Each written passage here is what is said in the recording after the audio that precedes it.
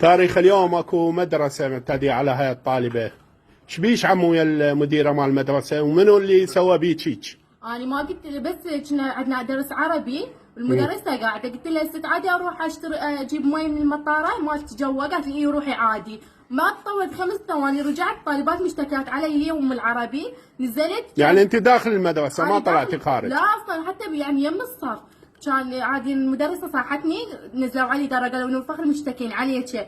انا نزلت قالت لي ليش هيك؟ قامت تغلط علي، قالت لي اذا انت اهلك ما مربيك اربيك واربي اهلك وحطكم دار بحالكم.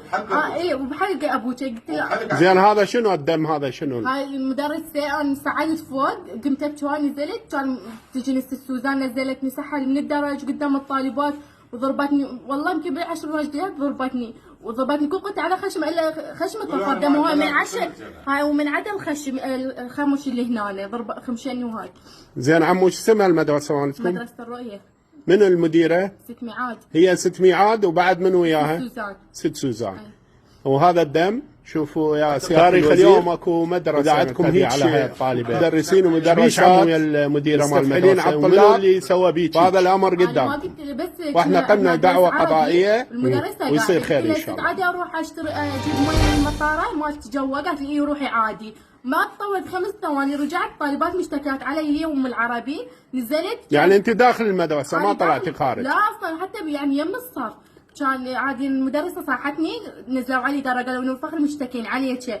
انا نزلت قالت لي ليش هيك؟ قامت تغلط علي، قالت لي اذا انت اهلك ما مربيك اربيك واربي اهلك وحطكم دار بحالكم. اي وبحلق ابوك. قلت له زين هذا شنو الدم هذا شنو؟ هاي المدرسه. انا صعدت فوق قمت ابكي نزلت، كان تجي نست سوزان نزلتني سحل من الدرج قدام الطالبات وضربتني، والله يمكن ب10 رجليات ضربتني وضربتني كوكت على خشم الا خشمه طفى دم. هاي من عشر، هاي ومن عدم الخمش اللي هنا ضرب خمشين وهاي. زين عمو شو اسمها المدرسه مالتكم؟ مدرسه الرؤيه. من المديره؟ ست ميعاد. هي ست ميعاد وبعد من وياها؟ ست سوزان. ست سوزان. وهذا الدم شوفوا يا سياده الوزير، اذا عندكم هيك مدرسين ومدرسات مستفحلين على الطلاب فهذا الامر قدامكم واحنا قمنا دعوه قضائيه ويصير خير ان شاء الله.